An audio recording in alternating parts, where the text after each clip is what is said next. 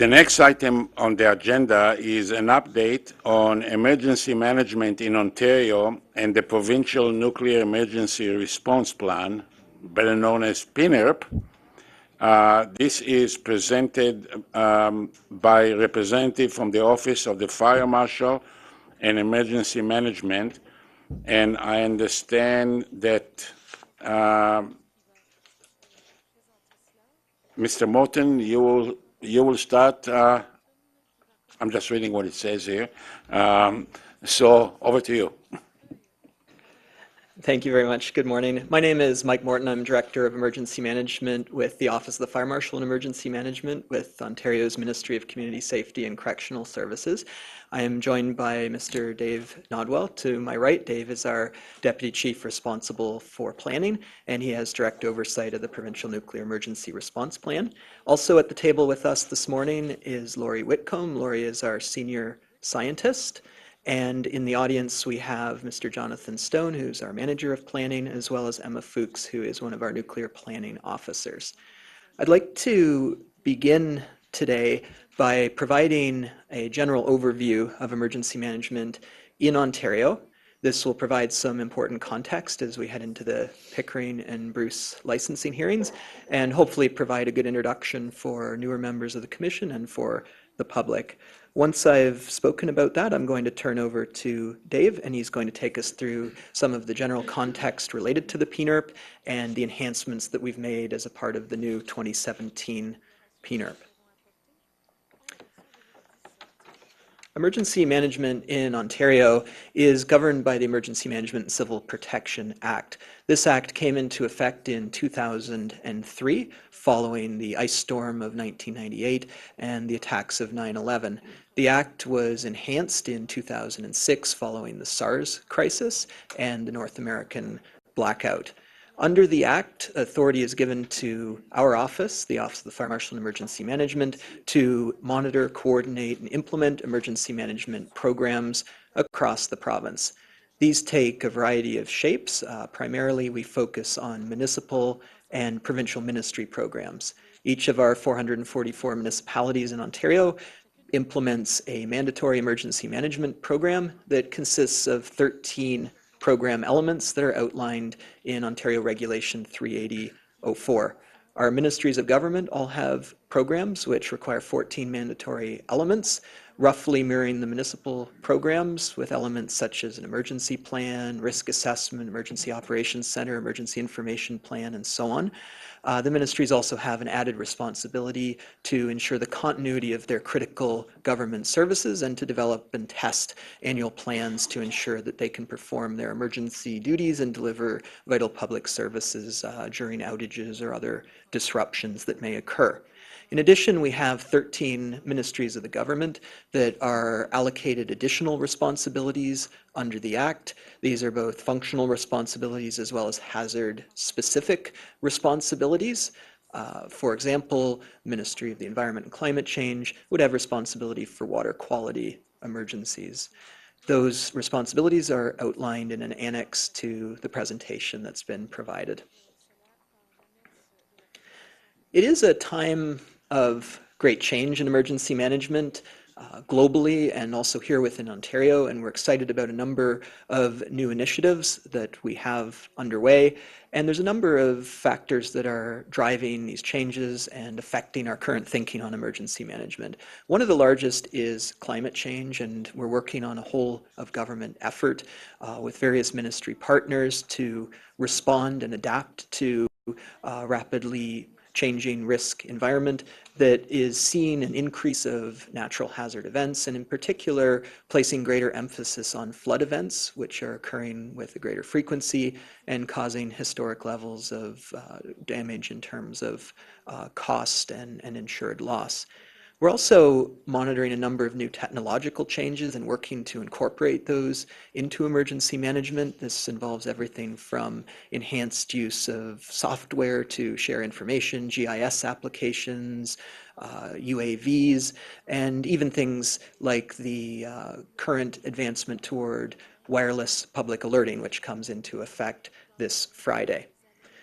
More generally, the lessons of major disasters of the last decade have placed a greater emphasis on ensuring that emergency programs are in place for vulnerable populations and placing a greater emphasis on community resiliency. For example, Hurricane Sandy in the United States that affected cities such as New York showed the importance of inclusivity in emergency management and emergency planning, and an ability to proactively reach out to all residents of major urban areas, particularly that those may have special needs or disabilities. So for us in Ontario, that's increasing focus of importance, while also looking at whole communities that we feel historically have been underserved by emergency management programs. And in Ontario, that would include our First Nation communities. So we are working closely with Indigenous Services Canada, as well as the Chiefs of Ontario, to look at ways in which we can support the development of equitable emergency management programming for First Nation communities in Ontario. Very closely related to this is an increasing focus on relief and early recovery activities. So developing our programs in areas that go beyond that immediate life-saving phase that is typically thought of when we think of emergency management. We think of rescues, people being taken out of floodwaters, immediate evacuations. We're placing a greater emphasis on what comes immediately next and how do you ultimately restore communities. And this is an effort that engages partners that are not necessarily what we think of as our traditional partners in the emergency services who play those vital life-saving roles, but also members of the broader community as we shift toward more of a whole-of-society approach to emergency management that focuses increasingly on social services, public works, the not-for-profit sector, faith-based organizations, and so on. So ultimately a much more inclusive model that is consistent with another driver of our thinking at this time, and that's value of money. Looking at how we can measure the impact of program investments on emergency management, which is increasingly focused on prevention and mitigation activities as an international trend that we're seeing and very much playing out here in Ontario to ensure that maximum value is achieved from each dollar that's invested in emergency management. So very closely related to that, and as members may be familiar with, a number of recent public reports that have assessed emergency management in Ontario. The first one that's represented on the slide here is the Auditor General's Value for Money audit that was delivered just this past December and made 13 recommendations about our program here in Ontario, while also reiterating a lot of the progress that has been made under the Emergency Management Civil Protection Act since the ice storm and 9/11. We also commissioned an independent third-party report, our emergency management review, which was delivered in a similar timeline late in 2017. That, along with the Auditor General's report, are posted on our website and can be viewed by the public at ontario.ca. Three other reports that are contributing to our forward direction on emergency management, both generally and help influence us on our PNERP, include our ice storm of 2013 after action report, which again focused a lot on the ability to deliver assistance to urban populations and vulnerable populations, our report of the Commission of Inquiry for the Elliott Lake Mall collapse, and our study on supply chain management, which was also in follow-up to the ice storm and recommended a number of enhancements for improving our capacity to deliver aid on a large scale.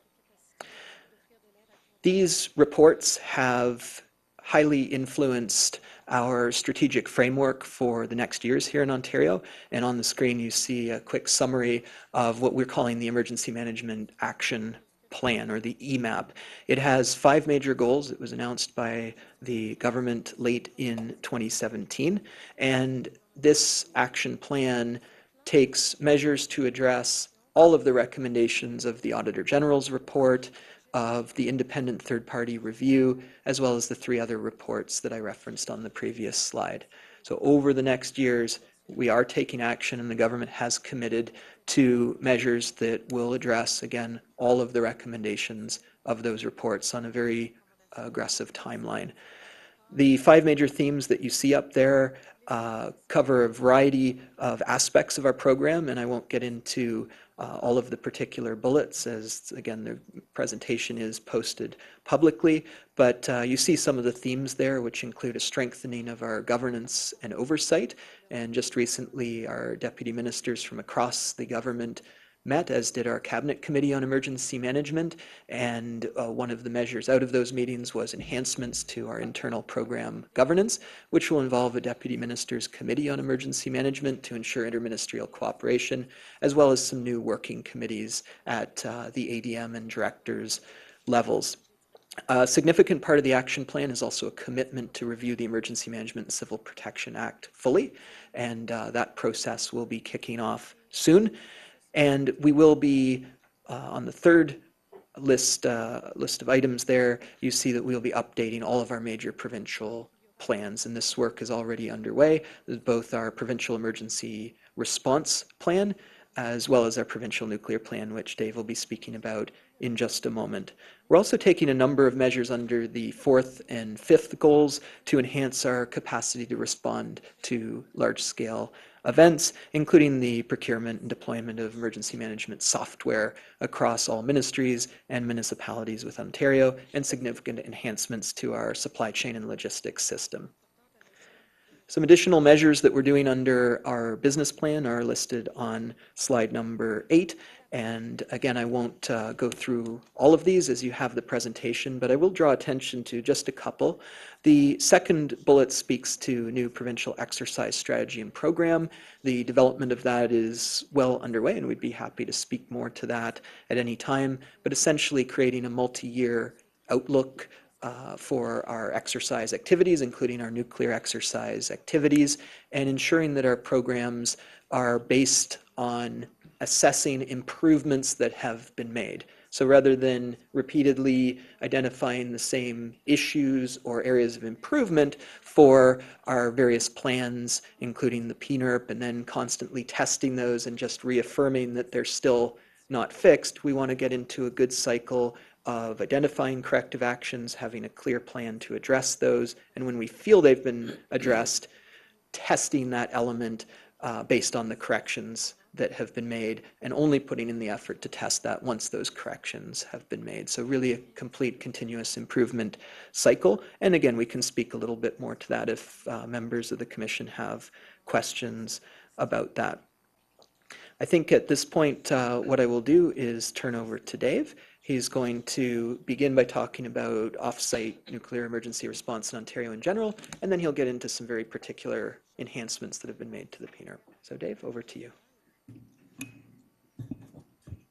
Good morning. Dave Nodwell for the record.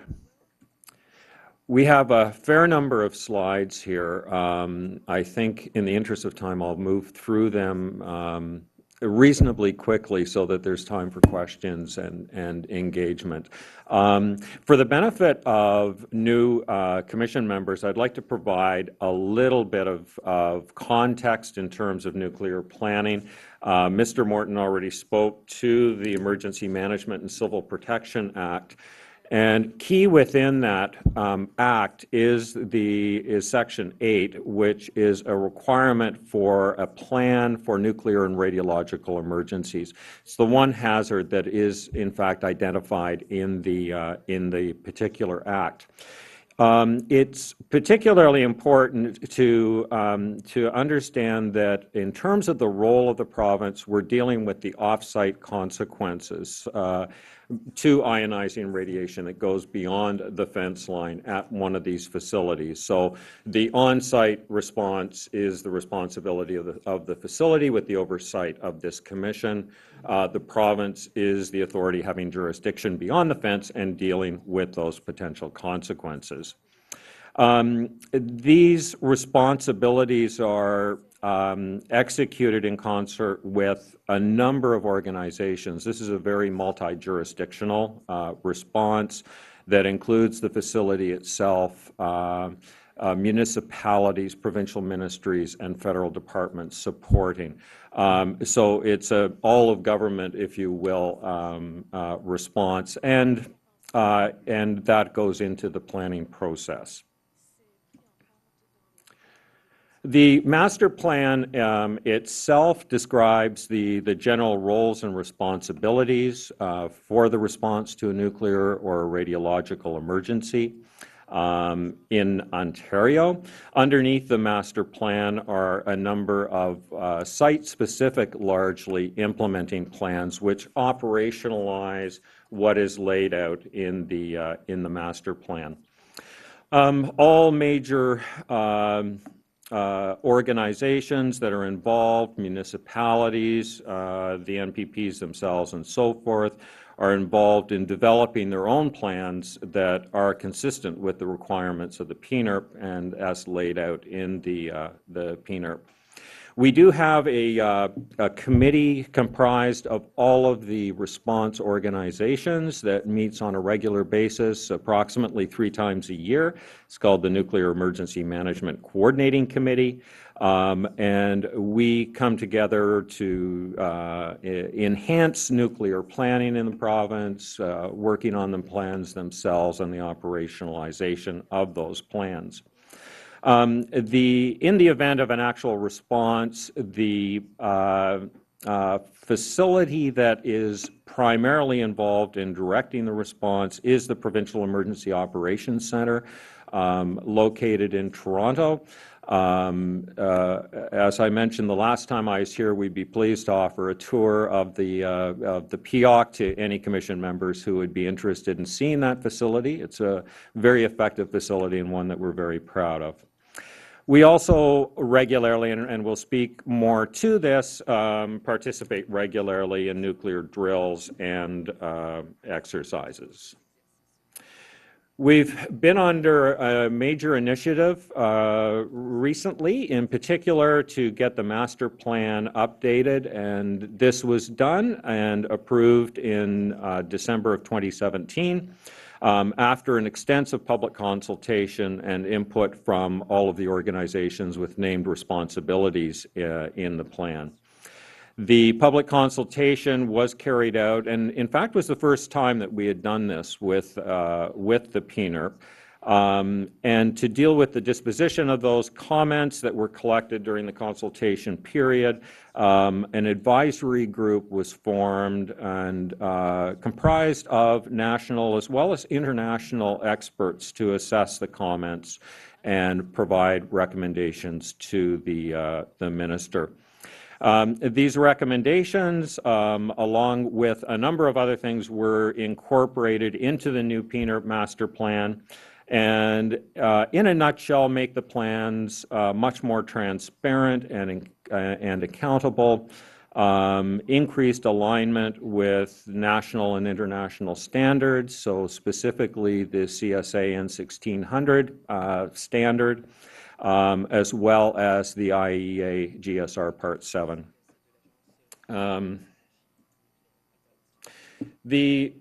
A very quick overview of the public consultation process. There were 2 documents posted. One was the planning basis discussion paper, which talked about the planning basis for the plan, as well as a list of the proposed changes to the plan. Those were posted for a period from May 15th, 2017 to July 28th. It was a longer than normal public consultation due to requests from interveners who required more time to digest the information and provide their information to us. We received during that period of time approximately 1,600 submissions, nine municipalities and federal government stakeholders. There were 33 individual different organizations and 1,526, to be precise, individuals, of which there were 440 unique comments, with over 1,000 submissions from 2 separate letter writing campaigns. So I mentioned the advisory group was appointed by the minister to review these comments and provide recommendations on the incorporation of the public feedback into the master plan. This advisory group met in Toronto towards the end of August, and they conducted in-person consultations with a number of interveners and spent the balance of the week in terms of deliberations and the formulation of the report. In the report itself, and I'll go through this fairly quickly, but there were 15 major recommendations. In general lines, providing for more robust justification and clarification of the rationale, the principles, and the assumptions that go behind the plan, to conduct more detailed and definitive technical assessments for future iterations. And I'll be speaking in more detail in terms of that technical assessment, which is under development right now. It encouraged implementing more formal procedures around the regular review of the PNERP with additional requirements for transparency and public engagement. So that is now a formalized process of the PNERP review. Clearly communicating linkages between the PNERP and other plans that we have in place was a recommendation as well. Some other results of the advisory group report. They found that the assessments that were used in the planning basis discussion paper were very highly sensitive to radiological source term selection and of limited scope. So they have actually made the recommendation that we do move forward with a more detailed technical assessment, which is underway. Despite some of the limitations that they found with this particular work, they found that the existing planning zone sizes are appropriate for a single unit unmitigated accident, as well as multi-unit events where some of the post-Fukushima improvements have been credited in the source term calculation. They found that the planning zone sizes may require revision if the basis includes a multi-unit failure where none of those post-Fukushima improvements or mitigating actions have been credited. The technical study, and as I mentioned, we're just underway with that process, has a number of objectives. One being to assess the potential impacts of weather and topographical features on dose projection modeling. So this would be more enhanced meteorological data over a period of 1 year. It would also take a look at local topographical and meteorological conditions that may be caused by local features. And this was one of the recommendations that came out of one of the interveners from the Bruce area in particular, where they have thermal inversions, which they wanted to see incorporated into the analysis. Would identify any requirement to expand protective measures, including KI pre-distribution. So the KI component is a formal part of the technical study. This study will be completed by the end of this calendar year, 2018, and we would at that time, based on the results of this analysis, propose options for revisions to the PNERP or implementing plans to our minister as a result of that study. The master plan updates, there are quite a few updates to the plan. I'll run through at a very high level what those changes are at this point. There are new administrative requirements in Section 1.3 with a formal 5-year plan review cycle. And this is the intent to uphold the province's commitment to transparency and accountability. So in that section, the PNERP requires consultations with the stakeholders who are involved, but also the public. So we'll be going through that public consultation on a regular basis. Any review of protective action strategies or modifications would be done in consultation with designated municipalities and other impacted municipalities. The master plan was aligned with national guidance. I referenced CSA N1600 earlier, as well as GSR Part 7, aligned with both of those documents, and also aligned with Health Canada operational intervention levels.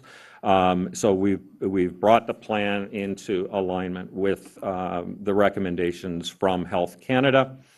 Updated descriptions on planning basis, accident scenarios, and severe accidents, so more detail about what kind of an accident are we looking at. A major change is the addition of a contingency planning zone, and this is a new zone 10 to 20 kilometers from the reactor facility, and I'll be speaking in more detail around that contingency planning zone. Concept of operations section has been enhanced in the plan, as well as improved ease of use and terminology. There are new program management requirements built into the plan,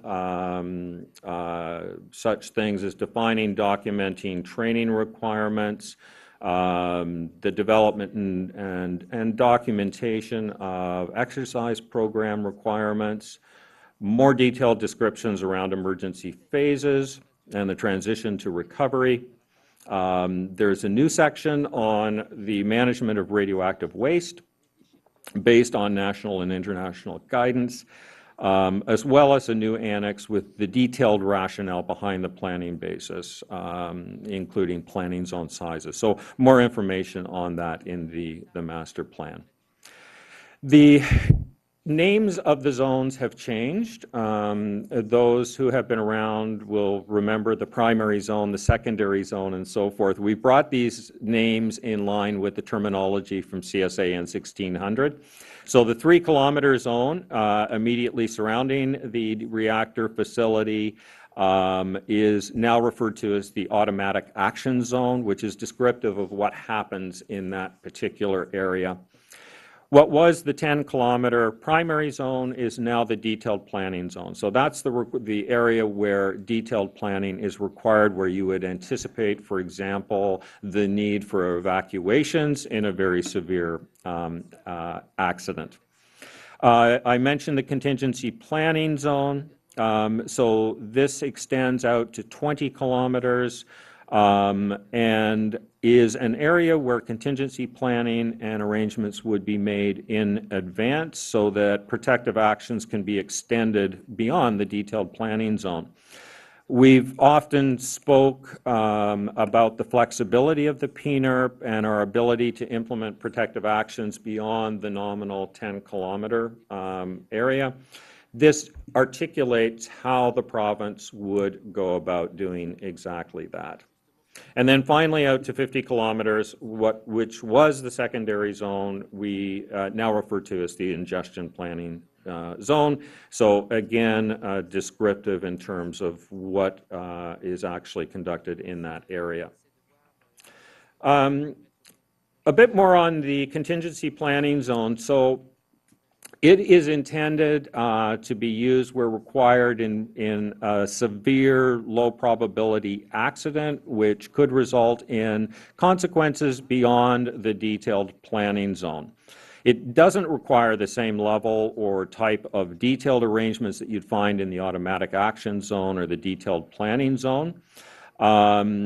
Response activities within that area may occur in the event of localized radiological releases or contamination. So dealing with the typical hot spots or something like that might occur beyond the 10 kilometers.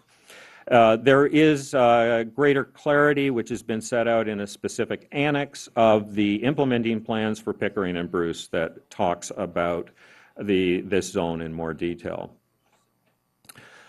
It requires that municipalities look at all of their response centers that may fall within the CPZ and a development of possible alternatives outside of the CPZ. So if there was to be if there was the potential of contamination at an emergency worker center or an emergency operations center within 20 kilometers, that they would have pre-identified facilities that they could move their location to. Iodine thyroid blocking requirements are consistent of those with the ingestion planning zone.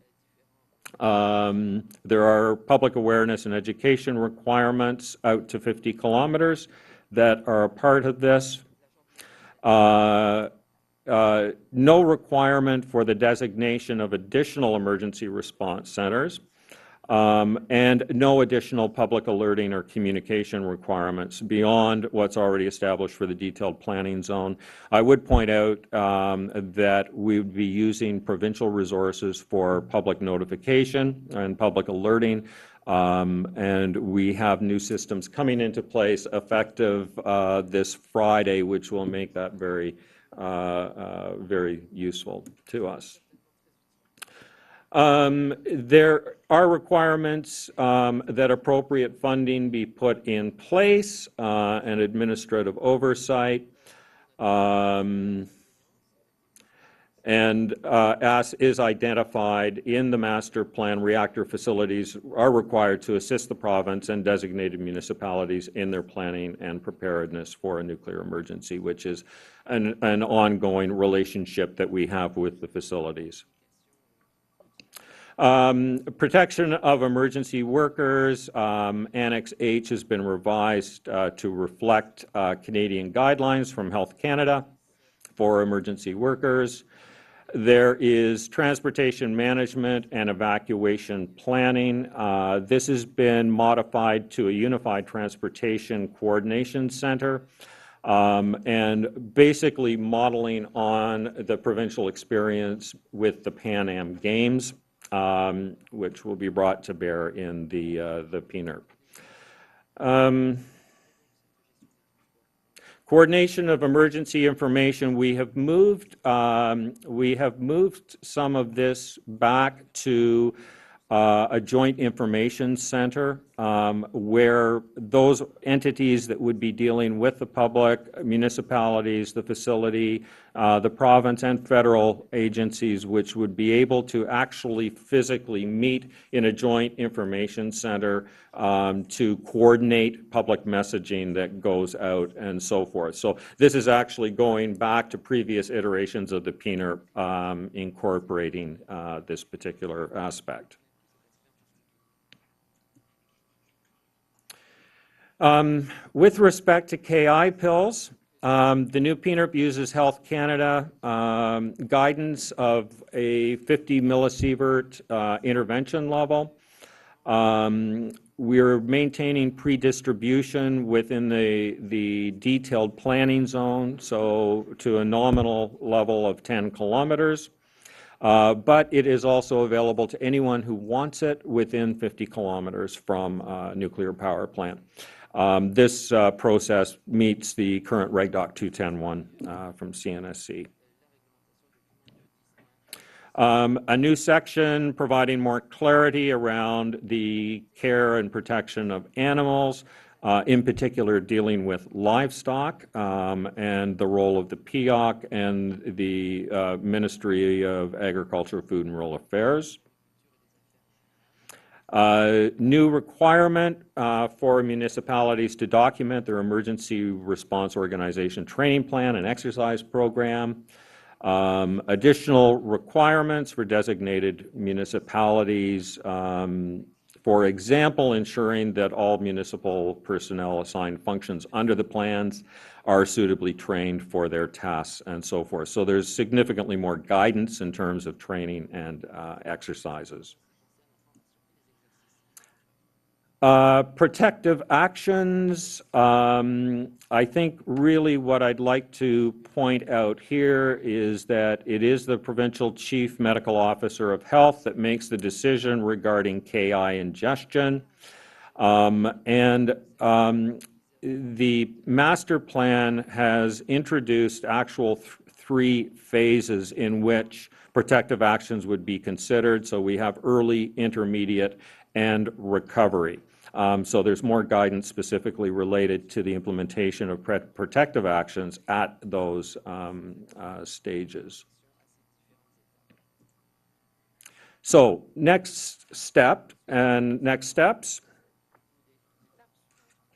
And there is certainly a lot on the go. Evacuation planning is a big part of that. Ministry of Transportation is the lead and are updating traffic control plans and putting them into the Unified Transportation Management Plan, which I spoke to a few minutes ago. This is a subcommittee of the Nuclear Emergency Management Coordinating Committee, so reports to that committee in terms of their activities. In the interim, existing joint traffic control plans would be utilized while that work is being done. Recovery phase planning has been identified as a next step and is planned for development with the participation of NEMCC participation and aligning it with Health Canada and CNSC framework document on recovery, which I know has gone out for public consultation, is being reviewed. This may form a separate plan or perhaps as an annex to the PNERP, but it's clear that recovery planning is something that needs to be documented and articulated. There is a lot of work going on with the Environmental Radiation and Assurance Monitoring Group, or the ERAMG, a bit of a mouthful for an acronym, but it works for us. This plan essentially represents what's being coordinated out of the science section in the Provincial Emergency Operations Center. And is under significant review in terms of a concept of operation for all of those POC-based roles, as well as the field teams who are going out and doing the actual monitoring. This is a very detailed plan. It's currently being reviewed by stakeholders. It aligns with the revised PNERP, but also aligns with CSA and 1600 and a number of standards from the IEA. As this plan is formalized, planning is underway for a workshop and a tabletop exercise that will test and validate the new concept of operations for that group. Supporting plans will be an important next step. As the master plan has been completed, implementing plans become completed.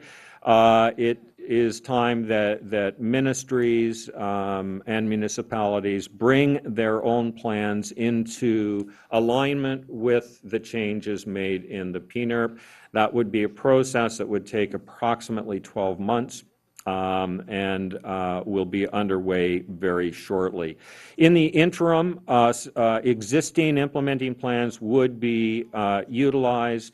Where there is a conflict with the 2017 master plan, the latter would take precedent as much as possible. And some other related initiatives. OFMEM is conducting PNERP information sessions for municipal stakeholders. This has been going on now for approximately 2 months, 2.5 months perhaps. And we've been meeting at the municipal level with various councils and at the staff level as well, in the area of Bruce and Amherstburg, as well as Durham Region and Toronto. So those have been very good sessions to inform staff and elected officials in terms of the new master plan and what it looks like.